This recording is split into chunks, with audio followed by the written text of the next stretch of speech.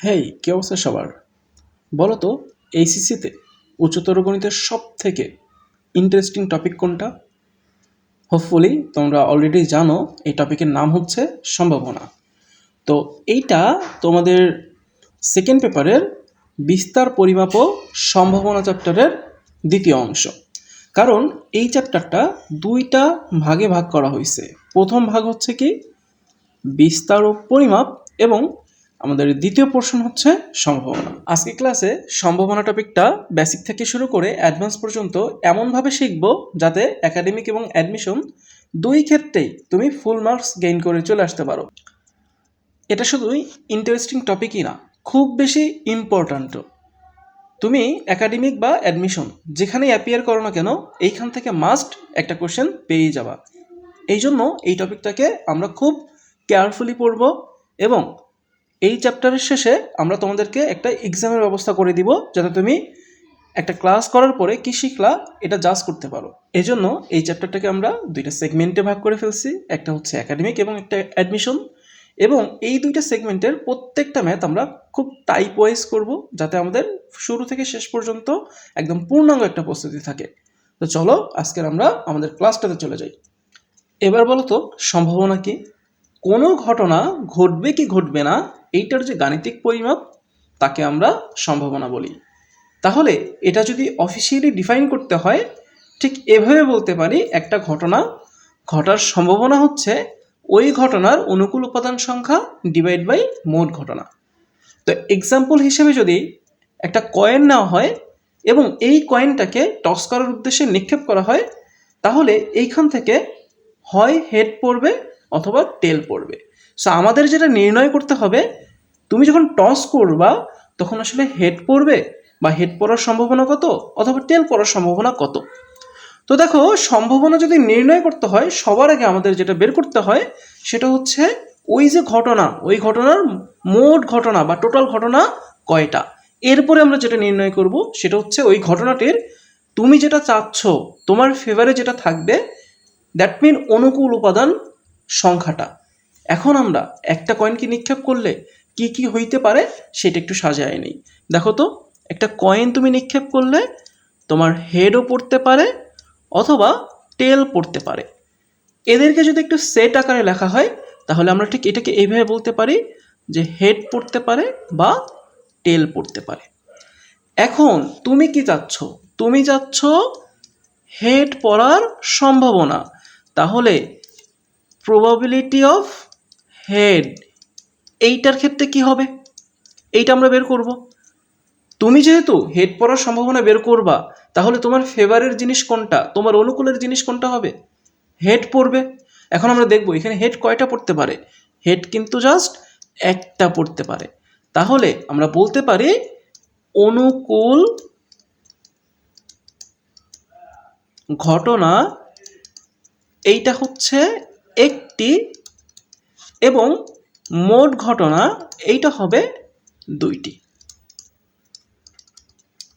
তাহলে এই দুইটাকে যদি তুমি ভাগ করে দাও তাহলে তুমি কি পেয়ে যাবা? তোমার প্রবাবিলিটি অফ এইচ পেয়ে যাচ্ছ 1/2।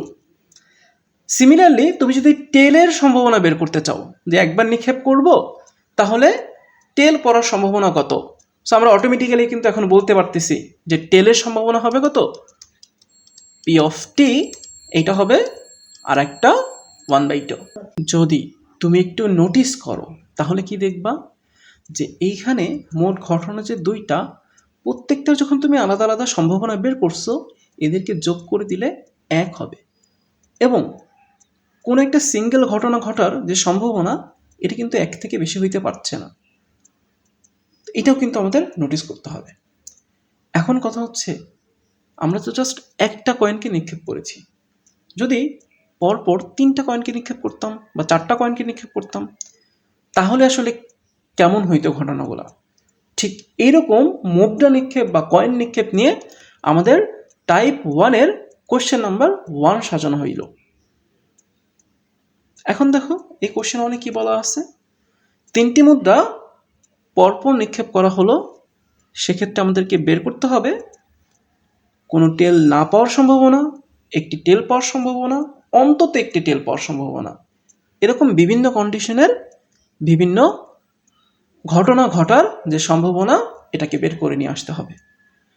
তো এই জন্য আমরা কি বললাম, সবার আগে যে জিনিসটা বের করতে হয় সম্ভাবনা বের করতে গেলে, সেটা হচ্ছে মোট ঘটনার যতগুলো উপাদান থাকবে ওই উপাদান সংখ্যা।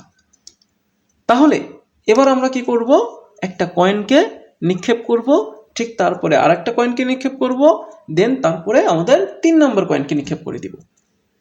তাহলে কি কি পড়তে পারে, কেমন কেমন ঘটনা হইতে পারে, এই জিনিসটাই আমরা খুব সুন্দর করে অ্যানালাইসিস করব। একবার যখন মোট ঘটনাগুলো অ্যানালাইসিস করা হয়ে যাবে, তখন কোশ্চেনের আনসার করা কিন্তু খুব সহজ। এবার তাহলে 3টা মুদ্রাকে একসাথে নিক্ষেপ করে দিব। এখন দেখো, একদম ফার্স্ট মুদ্রা তুমি নিক্ষেপ করে দিলে, তাহলে এটার কি পড়বে বলো তো? অবশ্যই আনসার হবে কি, ভাইয়া আমার হচ্ছে হেডও পড়তে পারে অথবা টেলও পড়তে পারে। তাহলে আমরা ঠিক ওই দুইটা জিনিসকে আলাদা করে দিব, একটা হচ্ছে হেড পড়তে পারে, আর 2 নম্বর আমাদের টেলও পড়তে পারে। এখন তুমি তোমার দ্বিতীয় যে মুদ্রা থাকবে বা কয়েন থাকবে, সেটাকে তুমি নিক্ষেপ করে দাও। এইটার ক্ষেত্রে তোমার কথা কি, যে ভাই আমার হচ্ছে এবারও হেডও পড়তে পারে অথবা টেলও পড়তে পারে। তাহলে এইটার সাথে কি করতে হবে, প্রথম যে কয়েন ছিল এইটাকে একটু লিঙ্ক করে দিতে হবে। আমরা ঠিক এইটাকে এইভাবে বলতে পারি, যখন প্রথম মুদ্রার হেড পড়বে, তখন দ্বিতীয় মুদ্রার হেডও পড়তে পারে অথবা টেলও পড়তে পারে। ঠিক এই কথাটাকে এইভাবে বলা যায়, যখন প্রথম মুদ্রার টেল পড়বে, তখন দ্বিতীয় মুদ্রার হেডও পড়তে পারে অথবা টেলও পড়তে পারে। এখন দেখো, যদি তুমি 3 নম্বর মুদ্রাটাকে নিক্ষেপ করো, তখন কিন্তু সেম কেস ঘটবে, হয় হেড পড়বে অথবা টেল পড়বে। এবং এটার সাথে যখন তুমি দ্বিতীয় মুদ্রাকে লিঙ্ক করায় দিবা, তখন ঠিক তোমাকে এইভাবে বলতে হবে যে তুমি যখন দ্বিতীয় মুদ্রার হেড পাচ্ছ, তখন তৃতীয় মুদ্রার হেডও পেতে পারো, টেলও পেতে পারো। তাহলে এবার দেখো তো কন্ডিশনটা কি আরও চেঞ্জ হবে না? দেখো তো আরও ভ্যারি করছে এইখানটাতেও, যে যদি আমাদের দ্বিতীয় যে মুদ্রা থাকবে এইটা যখন টেল পড়বে, তখন তো আমাদের তৃতীয় মুদ্রার হেডও পড়তে পারে, টেলও পড়তে পারে। তাহলে দেখো তো এইখানে যে টোটাল আরও 2টা কেস আছে, এই কেসের ক্ষেত্রেও কি হবে, হেড অর টেল, এবং আমাদের যে লাস্ট কেস এই যে টেলের ক্ষেত্রে, এই ক্ষেত্রে আমরা কি বের করতে পারি, যে ভাই আমার থার্ড যে কয়েন ছিল এটার হেড বা টেল দুইটার যে কোনো একটা পড়তেই পারে। এখন দেখো তো, প্রত্যেকটা ঘটনা আমরা কি করব, আলাদা আলাদা করে লিখব। মানে 3টা কয়েন যে পরপর আমি নিক্ষেপ করলাম, তো ওই 3টা কয়েন কি কি সাইড পড়বে, এটা আসলে কেমন হবে, এই ব্যাপারটাকে আমরা লিখে ফেলবো। দেখো, ফার্স্ট কয়েনের যখন হেড পড়ছে, ধরে নিলাম সেকেন্ড কয়েনও তখন হেড পড়লো, থার্ড কয়েনেও হেড পড়লো, তাহলে এইটা হবে হেড হেড হেড। এইবার এইটাকে আমরা আলাদা করব। ফার্স্ট কয়েন যখন হেড পড়লো, তখন সেকেন্ড কয়েন যখন হেড পড়লো, থার্ড কয়েনকে আমরা টেল দিয়ে দিলাম, তাহলে এটা কি হবে, এইচ এইচ টি। এবার দেখো, এবার যদি এইটা নিয়ে কাজ করি আমরা, যে ফার্স্ট কয়েনের হেড, সেকেন্ড কয়েনের টেল এবং থার্ড কয়েনের কি হেড, তাহলে এটা হয়ে যাবে কত, হেড টেল হেড। সিমিলারলি আমরা এটাকে বলতে পারি হেড টেল টেল, তাহলে এটা হবে হেড টেল টেল। তাহলে দেখো তো, এইভাবে প্রত্যেকটা ঘটনাকে আমরা লিখে ফেলবো। তাহলে এর পরের ঘটনা যেটা হচ্ছে এইটা হবে, এবার আমরা একবার একটু লিখে ফেলি, টেল হেড হেড টেল হেড টেল এবং টেল টেল হেড। এইখানে কমা দেওয়া যাবে না, কমা দিতে হবে এর পরে দিব। এবং লাস্ট অফ অল এখানে আমরা কি পাচ্ছি, টেল টেল টেল। তাহলে দেখো তো, আমাদের এই যে 3টা কয়েনকে তুমি যখন নিক্ষেপ করে দিবা, তখন কতগুলো ঘটনা ঘটতে পারে, হয় হেড হেড হেড পড়বে, মানে 3টারই হেড পড়বে, অথবা 2টার হেড পড়বে, একটা টেল পড়বে, অথবা 2টার মানে ফার্স্টেরটার হেড পড়বে, লাস্টেরটার হেড পড়বে, কিন্তু মাঝখানে যেটা তুমি দ্বিতীয় নম্বর কয়েন ছিল ওইটা টেল পড়বে। এরকমভাবে যদি আমি ঘটনাগুলোকে সাজাই তাহলে দেখতে পারবো যেখানে মোট ঘটনা ঘটার যে হচ্ছে উপাদান সংখ্যা এইটা হচ্ছে কত, 8। তাইলে আমরা এখান থেকে কি বের করে ফেললাম, মোট ঘটনা এইটার নাম্বার হচ্ছে কত, 8।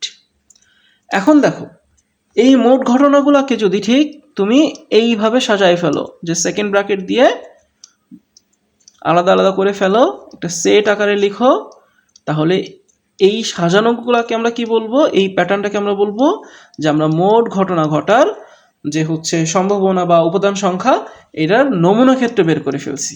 এটাকে বলা হয় একটা নমুনা ক্ষেত্র। তাহলে এটা হচ্ছে মোট ঘটনা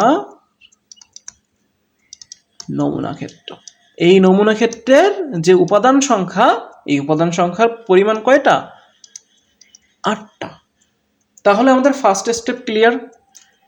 এখন আমরা কি করব, যে আমাদের কোশ্চেনে যে জিনিসগুলো চাওয়া হবে ঠিক ওইটার মতো করে সলভ করব।